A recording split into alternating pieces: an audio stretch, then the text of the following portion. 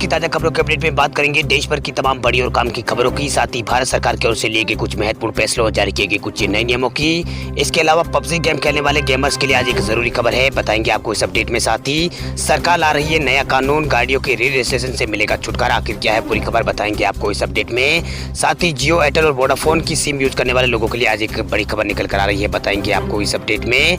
साथ ही यहाँ पर कोविशील्ड के बाद अब कोवैक्सीन ने भी घटाए हैं वैक्सीन के दाम, आखिर कितने कम हुए ये दाम बताएंगे आपको इस अपडेट में। साथ ही कोरोना कर्फ्यू और लॉकडाउन को लेकर कुछ बड़ी खबरें निकल कर आ रही है, बताएंगे एक एक करके इस अपडेट में। साथ ही आज की तमाम बड़ी और काम की खबरों की बात करेंगे इस अपडेट में। बात करते हैं आज की पहली बड़ी खबर की, तो उत्तर प्रदेश में आज रात 8 बजे से मंगलवार सुबह 7 बजे तक रहेगा लॉकडाउन। बढ़ते कोरोना संक्रमण को देखते हुए उत्तर प्रदेश की योगी सरकार ने एक और बड़ा फैसला लिया है। योगी सरकार ने वीकेंड लॉकडाउन के दायरे को एक दिन और बढ़ा दिया है। सरकार ने कहा है कि उत्तर प्रदेश में आज रात 8 बजे से मंगलवार सुबह 7 बजे तक लॉकडाउन रहेगा। दरअसल वीकेंड लॉकडाउन के बाद उत्तर प्रदेश में कोरोना संक्रमण की रफ्तार में थोड़ी कमी देखने को मिली है। इसी लिहाज से 3 दिन के लॉकडाउन को पूरे प्रदेश में लगाया गया है। इस दौरान सभी आवश्यक सेवाएं जारी रहेगी। बेवजह घूमने वालों पर यहाँ पर सख्ती से निपटा जाएगा। दरअसल सरकार ने पूर्ण लॉकडाउन से इनकार किया है, लेकिन तेजी से फैलते कोरोना संक्रमण को देखते हुए अब इसे धीरे धीरे बढ़ाया जा रहा है ताकि संक्रमण की चेन को तोड़ा जा सके और आम जनता को भी यहाँ पर पैनिक ना हो।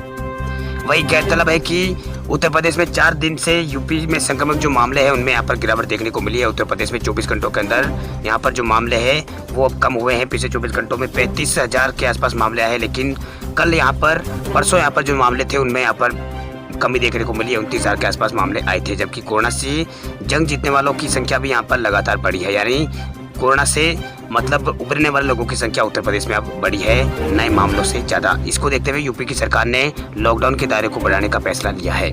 चलिए बात करते हैं अगली खबर की, तो गाड़ी को एक शहर से दूसरे शहर ले जाना होगा आसान, रजिस्ट्रेशन के नियमों में हुआ है बदलाव। अगर आप भी एक शहर से दूसरे शहर में शिफ्ट हो रहे हैं तो आपको अपनी गाड़ी के री रजिस्ट्रेशन की चिंता करने की जरूरत नहीं है। केंद्रीय परिवहन मंत्रालय ने गाड़ियों के रजिस्ट्रेशन को लेकर नियमों को और आसान बनाने का ऐलान किया है। मंत्रालय ने इन नियमों को आसान बनाने के लिए ड्राफ्ट भी यहाँ पर जारी कर दिया है। जो ड्राफ्ट है वो यहाँ पर जारी कर दिया है। नए नियमों के मुताबिक सरकारी कर्मचारी, सेना के जुड़े लोग और अन्य कंपनियों को एक राज्य से दूसरे राज्यों में गाड़ी ले जाने पर कोई यहाँ पर दिक्कत नहीं होगी। मौजूदा नियमों के मुताबिक किसी भी गाड़ी को एक राज्य से दूसरे राज्य में ले जाने पर उसका जो री रजिस्ट्रेशन है वो 12 महीने के अंदर यहाँ पर फिलहाल यहाँ पर कराना होता है। सारे कागजात ट्रांसफर करने होते हैं। इससे लोगों को काफ़ी यहाँ पर मुश्किलों का सामना करना पड़ता है और उसमें काफ़ी समय भी लगता है। सरकार इस काम को अब और आसान करने जा रही है। नए नियमों के तहत एक शहर से दूसरे शहर में शिफ्ट होने वाली गाड़ियों को इन सीरीज यहाँ पर दी जाएगी। चूंकि ऐसी गाड़ियाँ अक्सर एक राज्य से दूसरे राज्य में प्रवेश करती है, इसलिए अब एक ही बार में उनका खास रजिस्ट्रेशन कर हमेशा के लिए काम को आसान यहाँ पर कर दिया जाएगा। अब बात करते हैं अगली खबर की, तो 1 मई से बदल जाएंगे कई तरह के नियम। गैस सिलेंडर से लेकर बैंकिंग के नियमों में होगा बड़ा बदलाव। अप्रैल का महीना आज खत्म होने वाला है, वही कल से 1 मई यानी कल से यहाँ पर नया महीना शुरू होने वाला है। वही 1 मई से आम जनता के लिए कई तरह के नए नियम लागू हो जाएंगे। तो आने वाले मई महीने से पहले आपको इन नियमों के बारे में जरूर जान लेना चाहिए। इसमें बैंकिंग, सिलेंडर और कोरोना वैक्सीनेशन से जुड़े कई तरह के नियम यहाँ पर शामिल है, जिसका सीधा असर आम जनता की जेब पर पड़ेगा। तो आप सभी को यहाँ पर इन नियमों के बारे में जरूर जान लेना चाहिए। पहले नियम की बात करें तो पहला है एक्सिस बैंक करने जा रहा है 1 मई से बड़ा बदलाव। एक्सिस बैंक ने 1 मई से बचत खाते में न्यूनतम बैलेंस रखने के नियमों को बदल दिया है। 1 मई से फ्री लिमिट के बाद एटीएम कैश से निकालने पर मौजूदा समय की तुलना में डबल चार्ज देना होगा। इसके अलावा भी बैंक ने अन्य सर्विसेज के लिए चार्ज को पहले से बढ़ा दिया है। आपको बता दें कि एक्सिस बैंक 1 मई 2021 से न्यूनतम एवरेज बैलेंस की लिमिट को यहाँ पर बढ़ा दिया है। एक्सिस बैंक की इजी सेविंग स्कीम वाले अकाउंट के लिए न्यूनतम बैलेंस की अनिवार्यता 10,000 रुपये से बढ़ाकर 15,000 रुपये इसमें कर दी गई है। इसके अलावा 1 मई से 18 साल से ऊपर के लोगों का होगा कोरोना का वैक्सीनेशन। कोरोना महामारी के बढ़ते कहर के बीच 1 मई से टीकाकरण का तीसरा चरण शुरू होने वाला है। इस चरण में 18 साल से ऊपर के सभी लोगों को कोरोना की वैक्सीन दी जाएगी। तीसरे चरण के वैक्सीन अभियान में सरकार ने कई तरह के नियम बदले हैं, कई नियमों को इसमें नया जोड़ा है। आपको बता दें कि इस बार सरकार ने ऑनलाइन रजिस्ट्रेशन की प्रक्रिया को जरूरी कर दिया, यानी अगर आपको वैक्सीन लगाना है तो आपको ऑनलाइन रजिस्ट्रेशन करना होगा। इसके अलावा ईरान ने पॉलिसी कवर की राशि को किया है दुगना। आपको बता दें कि कोरोना की दूसरी लहर के बीच बीमा नियामक ईरान ने आरोग्य संजीवनी पॉलिसी की कवर राशि को दुगना करने का निर्देश दिया है। बीमा कंपनियों को 1 मई तक 10 लाख रुपए तक की कवर वाली पॉलिसी पेश करना होगा। इसके अलावा बीते एक साल 1 अप्रैल से शुरू होने वाले आरोग्य संजीवनी स्टैंडर्ड पॉलिसी का ज़्यादा से ज़्यादा कवरेज सीमा 5 लाख रुपए तक ही था। इसके अलावा यहाँ पर 1 मई से गैस सिलेंडर के बदलाव में यहाँ पर गैस सिलेंडर जो है उसके रेट में बदलाव होगा। सरकारी तेल कंपनियां हर महीने की पहली तारीख को गैस सिलेंडर की रेटों में बदलाव करती है। 1 मई को भी गैस सिलेंडर की नई कीमतें जारी की जाएगी। आपको बता दें कि कीमतों में तो यहाँ पर या तो फिर इजाफा होगा या फिर कटौती की जाती है। ऐसे में 1 मई से सिलेंडर की कीमतों में बदलाव हो सकता है। इसके अलावा यहाँ पर इस आने वाला मई महीने में यहाँ पर टोटल 12 दिन बैंक बंद रहेंगे। आपको बता दें कि मई महीने में कुल 12 दिन बैंक बंद रहने वाले हैं। हालांकि इनमें से कुछ दिन ऐसे भी होंगे जब पूरे देश में बैंक बंद नहीं होंगे, बल्कि कुछ राज्यों में ही बैंक बंद रहेंगे। आरबीआई की वेबसाइट पर दी गई छुट्टियों की लिस्ट में यहाँ पर कुछ ऐसी छुट्टियां होती है जो स्थानीय राज्य स्तर पर ही प्रभावी होती है।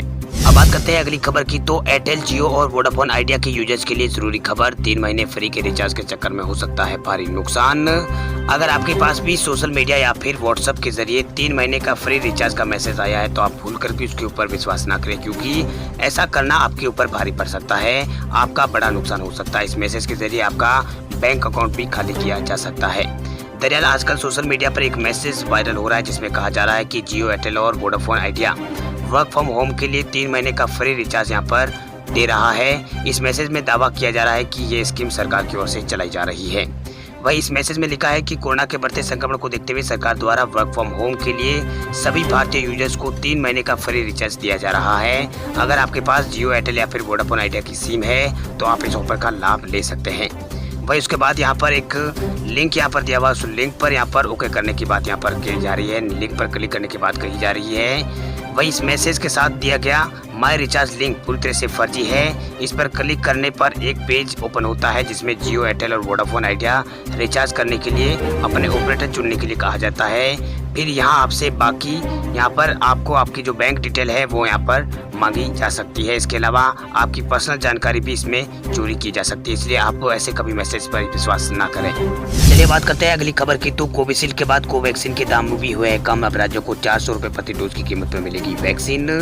कोरोना की दूसरी लहर के कारण देश में काफी हालात यहाँ पर नाजुक बने हुए हैं। ऐसे में इस बात की पूरी कोशिश की जा रही है कि जल्द से जल्द भारत में लोगों का टीकाकरण हो जाए। वही कोरोना से निपटने के लिए देश भर में 1 मई से केंद्र सरकार की ओर से टीकाकरण का जो तीसरा चरण है वो यहाँ पर शुरू होने वाला है, जिसके तहत 1 मई से 18 साल से ज्यादा की उम्र के लोगों को कोरोना का टीका लगाया जाएगा, यानी 18 साल से ऊपर के लोग कोरोना का टीका लगवा सकेंगे। इसके लिए बुधवार से रजिस्ट्रेशन भी शुरू हो चुका है।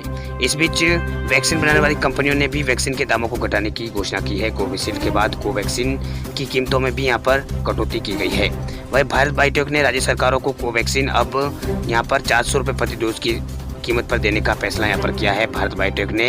इससे पहले हैदराबाद स्थित भारत बायोटेक ने अपने कोविड टीके कोवैक्सीन की कीमत राज्य सरकारों के लिए 700 रुपए प्रति डोज पहले यहाँ पर तय की थी और प्राइवेट अस्पतालों के लिए 1200 रुपए प्रति डोज यहाँ पर तय की गई थी।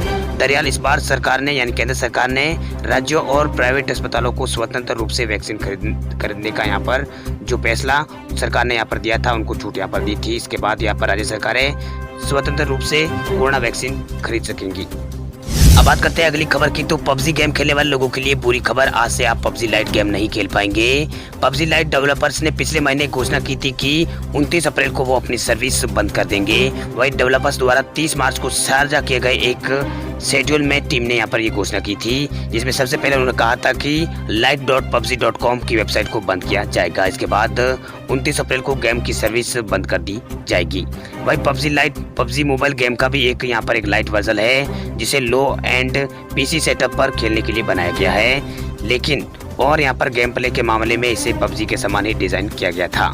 हालांकि ये पूरी तरह से फ्री टू प्ले गेम था, यानी इस गेम के सभी जो एलिमेंट थे वो बिल्कुल मुफ्त थे। वही पिछले साल सितंबर में भारत सरकार ने पबजी मोबाइल गेम के बैन होने के बाद देश में यहाँ पर पबजी मोबाइल जो गेम है उसको यहाँ पर बैन होने के बाद से कंपनी देश में इस गेम की वापसी पर काम कर रही थी। पबजी न्यू स्टेट की घोषणा के दौरान कंपनी ने कहा था कि वे अभी भी भारत में पबजी मोबाइल इंडिया पर फोकस यहाँ पर कर रही है। वही पीसी पर पबजी को प्रतिबंध यहाँ पर नहीं किया था और पबजी लाइट ने मोबाइल वर्जन से बैन से कम से यहाँ पर जो पबजी लाइट है उसके मोबाइल वर्जन के बैन से कम यहाँ पर हुई लोकप्रियता को बनाए रखने में मदद यहाँ पर की थी। लेकिन अब ये गेम 29 अप्रैल यानी कल से यहाँ पर पूरी तरह से बंद कर दिया गया है। इसलिए पबजी लाइट गेम खेलने वाले जो गेमर्स हैं उनके लिए यहाँ पर ये बुरी खबर है। चलिए बात करते हैं अगली खबर की। तो बदलने जा रहा है रसोई गैस सिलेंडर की बुकिंग का तरीका, सिलेंडर रिफिल करवाने में होगी आसानी। रसोई गैस सिलेंडर की बुकिंग के नियमों में बहुत जल्द बदलाव होने जा रहा है। रसोई गैस सिलेंडर की बुकिंग पहले से ज्यादा आसान हो जाएगी। सिलेंडर की बुकिंग के लिए लोगों को अब लंबा इंतजार नहीं करना होगा। हालांकि कोरोना संक्रमण के कारण अगले कुछ दिनों तक सिलेंडर की जो डिलीवरी है उसमें थोड़ी देरी हो रही है। दरअसल गैस सिलेंडर डिलीवरी एजेंट भी कोरोना संक्रमण की चपेट में आ गए, जिसकी वजह से गैस एजेंसियों को मैन पावर की परेशानी यहाँ पर झेलनी पड़ रही है। यही वजह है कि इन दिनों सिलेंडर की डिलीवरी में थोड़ी यहाँ पर जो समय है वो थोड़ा ज़्यादा यहाँ पर लग रहा है। वही गैस सिलेंडर की बुकिंग में बदलाव बहुत जल्द यहाँ पर होने जा रहा है। पेट्रोलियम कंपनियां सिलेंडर की बुकिंग नियमों में बदलाव करने की तैयारी कर रही है। माना जा रहा है कि इस बदलाव के बाद गैस सिलेंडर की बुकिंग और आसान हो जाएगी। दरअसल पेट्रोलियम कंपनियां एलपीजी सिलेंडर की बुकिंग में एजेंसियों की जो बाध्यता है उसको खत्म करने की तैयारी में है। इस नियम के आने के बाद उपभोक्ताओं को गैस सिलेंडर की आसानी से यहाँ पर मतलब जो गैस सिलेंडर है वो आसानी से उनको कहीं भी यहाँ पर मिल सकता है, किसी भी यहाँ पर कंपनी से वो ले सकते हैं। वही सरकार और पेट्रोलियम कंपनियां लोगों के लिए रसोई गैस सिलेंडर की बुकिंग प्रक्रिया को आसान बना रही है। सूत्रों से मिली जानकारी के अनुसार नए नियम है उसके लागू होने के बाद रसोई गैस उपभोक्ता केवल अपनी कंपनी की एजेंसी पर गैस सिलेंडर बुकिंग के लिए निर्भर नहीं रहेंगे, बल्कि वो किसी भी गैस कंपनी से गैस रिफिलिंग वहाँ पर करवा सकते हैं। यानी ये जरूरी नहीं है कि अब आपके पास इंडियन का गैस है तो आप इंडियन की जो ऑफिस है या फिर वो गैस सिलेंडर जहाँ पर भरते हैं वहाँ ही जाकर आपको रिफिलिंग करवाएंगे। ऐसा यहाँ पर बिल्कुल ये बात खत्म हो जानी है। आप एचपी या पर भारत गैस किसी भी एजेंसी में जाकर अपने गैस सिलेंडर को भरवा सकते हैं। ये यहाँ पर नियमों में बदलाव होने वाला है। इसी तरह नई सर्विस के लिए सरकार और पेट्रोलियम कंपनियां की ओर से यहाँ पर इंटीग्रेट प्लेटफॉर्म तैयार किया जाएगा। आपको बता दें कि इससे पहले नवंबर 2020 में भी गैस एजेंसियों ने बुकिंग प्रक्रिया में बदलाव किया था। गैस सिलेंडर की बुकिंग को ओटीपी आधारित यहाँ पर उस टाइम में किया गया था। अब बात करते हैं देश भर के कोरोना आंकड़ों की। तो भारत में पिछले 24 घंटों में कोरोना के 3,79,000 के आसपास आए हैं नए केस। 30 लाख पहुंचा है एक्टिव केसों का आंकड़ा। भारत में कोरोना महामारी लगातार यहाँ पर बढ़ रही है, यानी कोरोना बेकाबू लगातार भारत में होता जा रहा है। नए केसों में लगातार बढ़ोतरी होती जा रही है। वही पिछले 24 घंटों में भारत में रिकॉर्ड 3,79,000 के आसपास नए कोरोना के केस आए हैं। बीते दिन 3,745 लोगों की मौत हुई है। देश में तेजी से बढ़ते कोरोना संक्रमण के बीच एक राहत की खबर यह है कि पिछले 24 घंटों में भारत में रिकॉर्ड 2,69,000 के आसपास मरीज रिकवर भी हुए हैं। वही स्वास्थ्य मंत्रालय की ओर से जारी किए गए ताजा आंकड़ों के अनुसार देश में अब तक 1,83,76,524 लोग कोरोना की चपेट में आ चुके हैं। अब तक 1,50,86,000 के आसपास लोग ठीक भी हो चुके हैं। वही देश में कोरोना से अभी तक 2,04,000 से अधिक लोगों की मौत हो चुकी है। फिलहाल 30,84,000 के आसपास यहाँ पर विभिन्न रोगियों का अस्पतालों में इलाज चल रहा है। वही भारत में तेजी से बढ़ते कोरोना संक्रमण को देखते हुए संयुक्त राष्ट्र की टीमें भी यहाँ पर सक्रिय हो गई है। संयुक्त राष्ट्र के प्रवक्ता ने बताया कि भारत में कोरोना संक्रमण को रोकने के लिए 7,000 ऑक्सीजन कंसंट्रेटर्स और 500 नोजल डिवाइस के साथ ऑक्सीजन पैदा करने वाले पौधे भेजे जा रहे हैं। वहीं महाराष्ट्र में बेकाबू होते हालातों को देखते हुए विश्व स्वास्थ्य संगठन और महाराष्ट्र में mobile hospital unit lab 2,700 field officer यहाँ पर भेजे जा रहे हैं। इसके अलावा कोरोना संक्रमण के सबसे ज़्यादा प्रभावित राज्यों में भी शहरों में यहाँ पर ऑक्सीजन की कमी के चलते मरीजों का मौतों का मामला यहाँ पर उठाया जा रहा है। वही हर दिन जो मामले हैं वो लगातार बढ़ रहे हैं।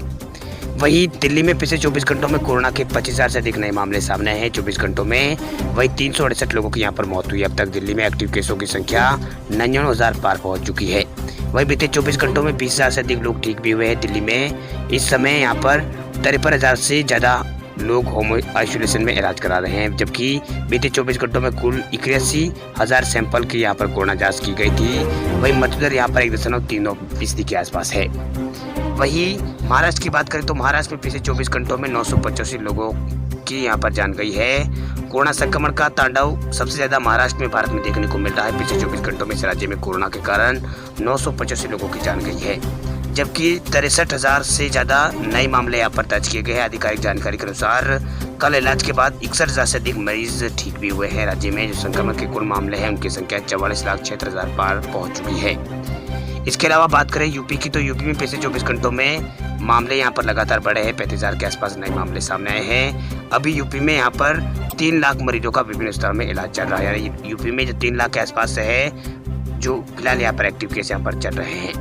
बात करें गोवा की तो गोवा में भी कोरोना संक्रमण के नए मामलों में लगातार बढ़ोतरी देखने को मिल रही है। गोवा में नए आंकड़े यहाँ पर पिछले 24 घंटों में 3,000 से अधिक नए मामले सामने आए, जिसके बाद 85,009 टोटल मामले हो चुके हैं स्वास्थ्य विभाग के मुताबिक। इस दौरान 24 मरीजों के दम तोड़ने के बाद 1110 यहाँ पर टोटल मृतकों का आंकड़ा पहुंच चुका है। वहीं गोवा राज्य के अंदर फिलहाल 18,000 के आसपास एक्टिव केस चल रहे हैं।